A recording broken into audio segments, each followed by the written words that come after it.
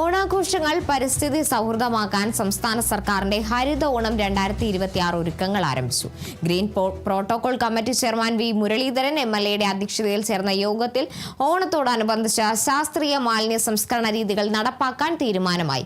ഒറ്റത്തവണ മാത്രം ഉപയോഗിക്കുന്ന പ്ലാസ്റ്റിക് ഉൾപ്പെടെയുള്ള വസ്തുക്കൾ പരമാവധി ഒഴിവാക്കി പുനരുപയോഗിക്കാവുന്ന ഉൽപ്പന്നങ്ങൾ കൂടുതൽ പ്രോത്സാഹിപ്പിക്കും. തദ്ദേശ സ്വയംഭരണ സ്ഥാപനങ്ങളുടെയും ഹരിത കർമ്മസേനയുടെയും സഹകരണത്തോടെയാകും പദ്ധതി നടപ്പാക്കുക. ഓരോ വർഷവും ലഭിക്കുന്ന പുതിയ അനുഭവങ്ങളും മാറ്റങ്ങളും ഉൾപ്പെടുത്തിയാണ് ഹരിത ഓണം മാനുവൽ തയ്യാറാക്കിയിട്ടുള്ളത്. ഇതിനൊപ്പം ഹരിത ഓണം 2026 ലോഗോയും ടാഗ് ലൈനും കണ്ടെത്തുന്നതിനുള്ള മത്സരവും പ്രഖ്യാപിച്ചു. വിജയികൾക്ക് 5000 രൂപയും പ്രശസ്തി പത്രവും സമ്മാനമായി നൽകും.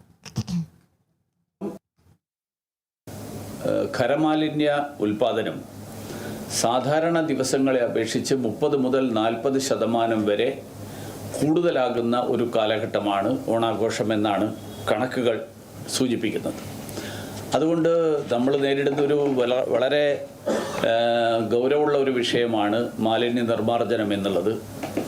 അതിനു വേണ്ടിയിട്ട് ഈ ഓണാഘോഷക്കാലത്ത് ശാസ്ത്രീയമായിട്ടുള്ള നടപടികൾ സ്വീകരിക്കുകയും അതിലൂടെ മാലിന്യ നിർമ്മാർജ്ജനം ഫലപ്രദമായിട്ട് നടപ്പിലാക്കാൻ ശ്രമിക്കുകയും ചെയ്യുക എന്നുള്ളതാണ് ഈ ഗ്രീൻ പ്രോട്ടോകോൾ കമ്മിറ്റിയുടെ ചുമതല.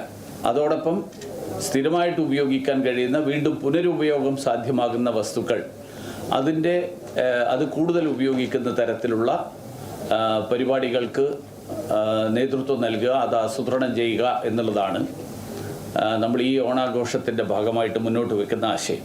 അപ്പോൾ ഹരിത ഓണം 2026 എന്നുള്ള ആശയത്തെ എങ്ങനെ ഒരു ടാഗ് ലൈനിലൂടെയും ലോഗോയിലൂടെയും ജനങ്ങളുടെ ഇടയിൽ എത്തിക്കാൻ കഴിയും എന്നുള്ളതിന് നിർദ്ദേശങ്ങളും അതോടൊപ്പം ലോഗോയുടെയും കാര്യത്തിലുള്ള ഒരു മത്സരം, അങ്ങനെ ഒരു മത്സരം സംഘടിപ്പിക്കാനാണ് ഈ കമ്മിറ്റി തീരുമാനിച്ചിട്ടുള്ളത്. 5000 രൂപയും പ്രശസ്തി പത്രവും ആണ് ഇതിൽ സമ്മാനമായിട്ട് നിശ്ചയിച്ചിട്ടുള്ളത്.